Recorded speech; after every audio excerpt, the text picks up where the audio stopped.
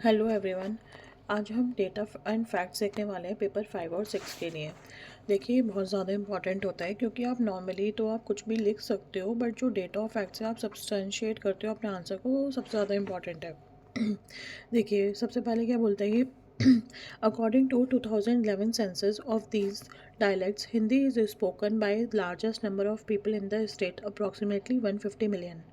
ठीक है, तो ये बता रहे हैं कि 2011 के सेंसस के अकॉर्डिंगली हिंदी जो है वो सबसे ज़्यादा लोगों बोलते हैं यूपी में। अप्रॉक्सीमेटली कितना, 150 मिलियन लोग। रूरल पॉपुलेशन कितनी है, अप्रॉक्सीमेटली 77% हमारी रूरल ग्रामीण पॉपुलेशन है। अर्बनाइजेशन रेट देखिए, जो उत्तर प्रदेश है उसमें अर्बनाइजेशन रेट जो है वो 22.28%, 22.28% आपका अर्बनाइजेशन रेट है, जो कि which is lower than the national average. जो हमारा नेशनल एवरेज है पूरे इंडिया का वो 31.16% है, जबकि हमारा यूपी का जो अर्बनाइजेशन रेट है, जो शहरीकरण है, वो केवल 22% है, 22.28%। The urban population growth rate during 2001-2011 was 28.75%।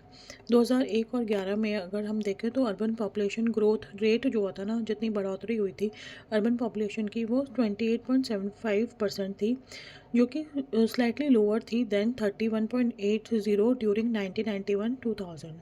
ठीक है, तो उससे पहले जो 1991 से 2001 वाला जो डिकेड था उसमें कितनी हुई थी, 31.80। लेकिन 2001 से 2011 जो हुआ था उसमें हमारा जो ग्रोथ हुआ था अर्बन पॉपुलेशन का वो 28.75% होता है।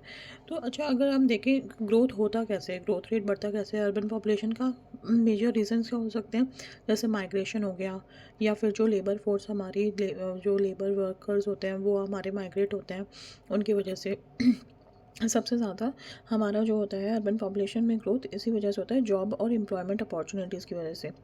Then Uttar Pradesh ranks 23rd in terms of urbanization. Uttar Pradesh जो है वो 23rd रैंक है उसकी अर्बनाइजेशन में। ठीक है, this is significant disparity in the level of urbanisation across the state. तो क्या बोल रही है, उत्तर प्रदेश क्या है, 23rd नंबर पर है इन टर्म्स ऑफ अर्बनाइजेशन। ठीक है, this is significantly disparity in level of urbanisation across the state.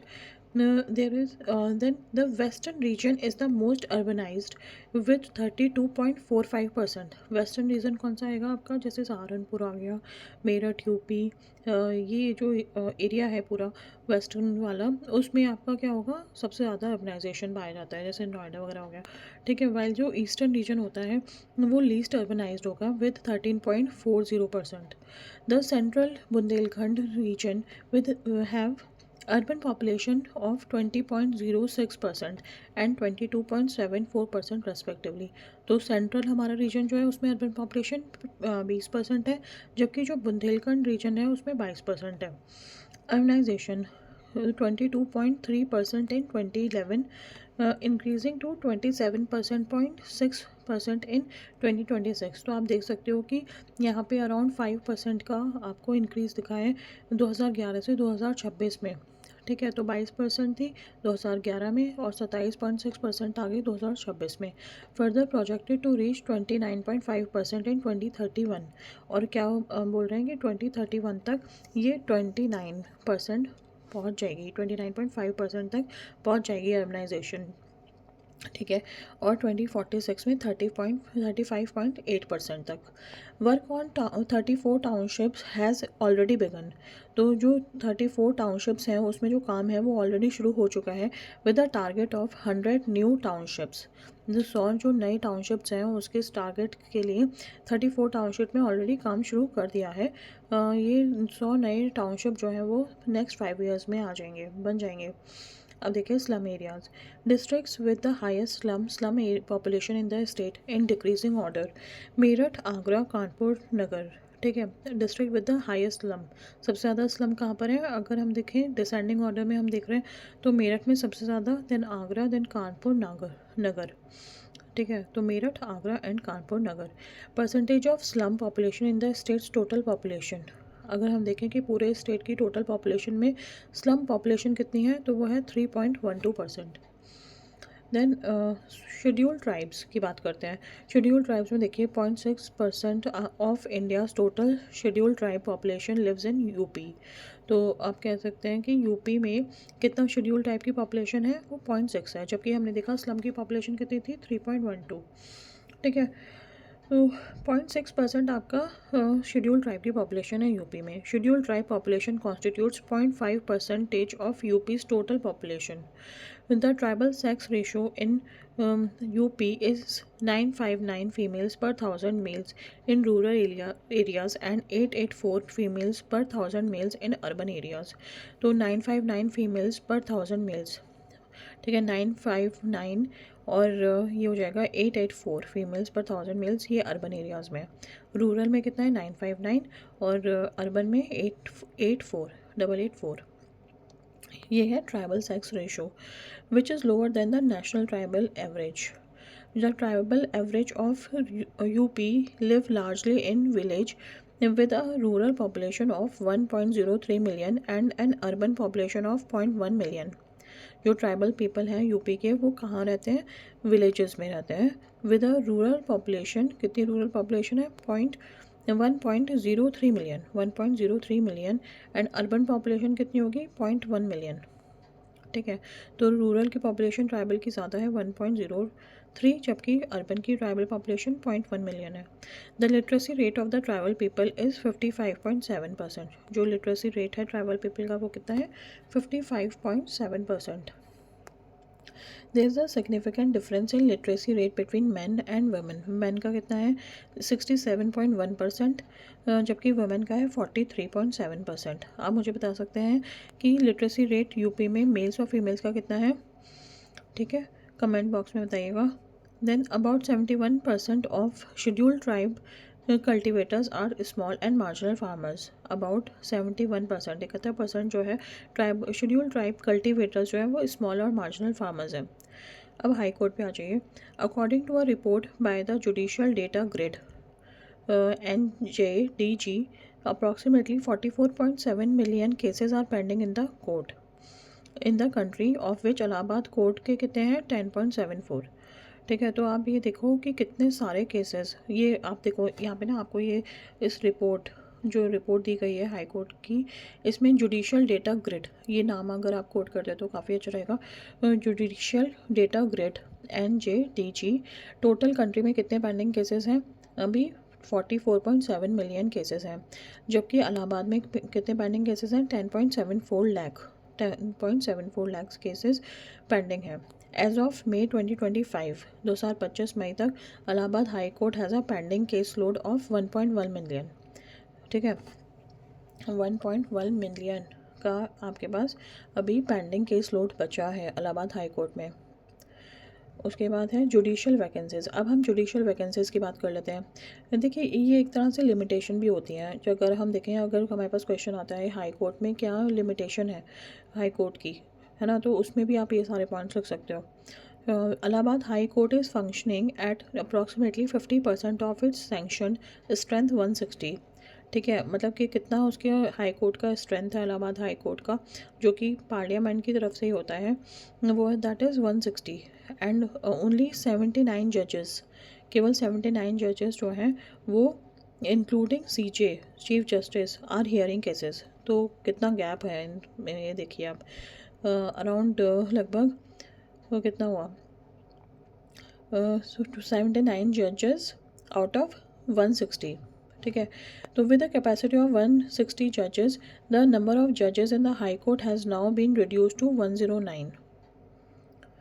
अच्छा, तो अब वो 79 जो जजेस हैं वो हियरिंग कर रहे हैं केसेस की, जबकि जो नंबर ऑफ जजेस हैं वो कितने हैं, 109 है।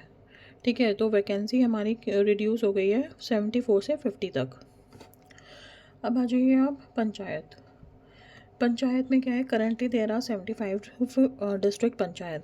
अभी कितनी है, टोटल 75 डिस्ट्रिक्ट पंचायत हैं, 821 area panchayat, intermediate panchayat and 51,914 gram panchayat.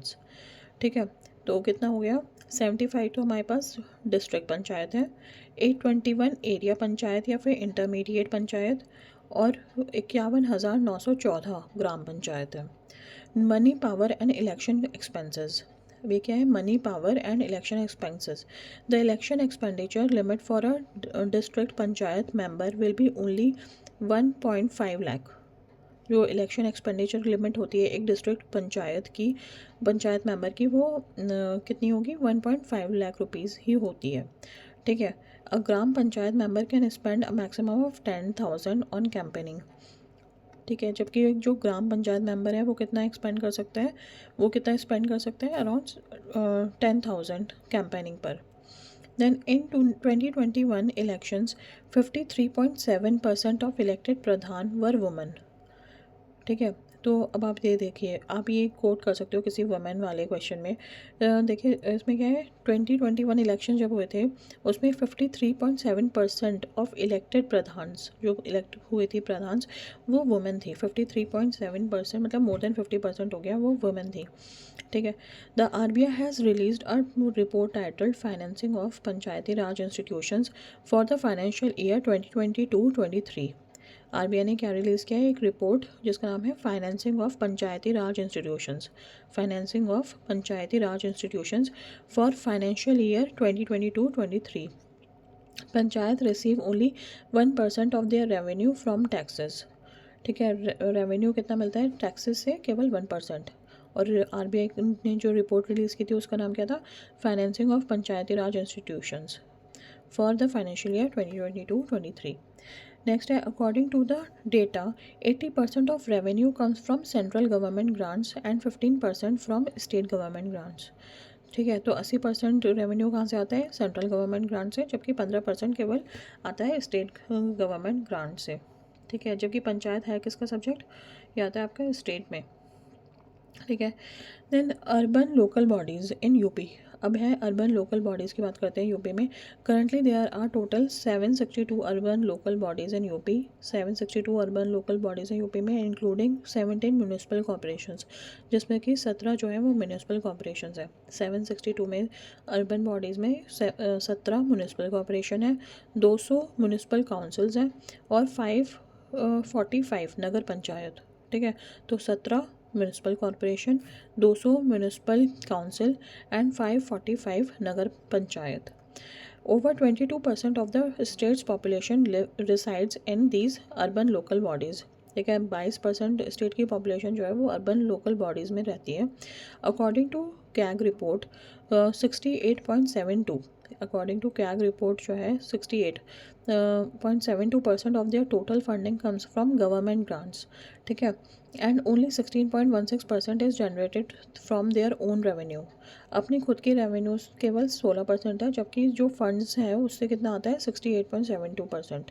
Then as of 2022 about 35% of the post in municipal corporation in India are vacant. देखिए ये आपका लिमिटेशन में आ जाएगा पॉइंट, कि अभी भी अगर आप देखें तो म्यूनिसिपल कॉर्पोरेशन में कितना है? 35% पोस्ट अभी भी वैकेंट है।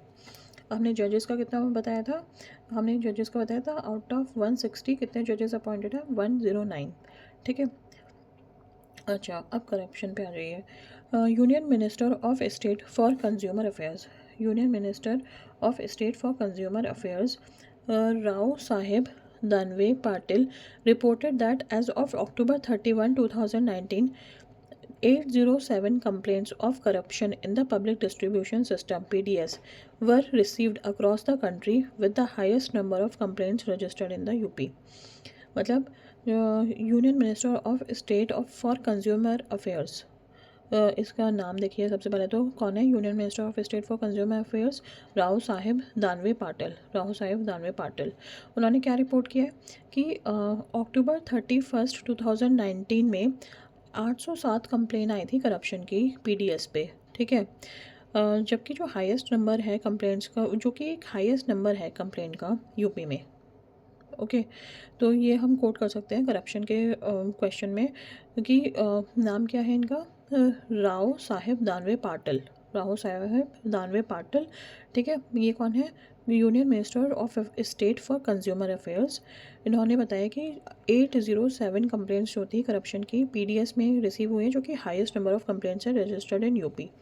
ठीक है।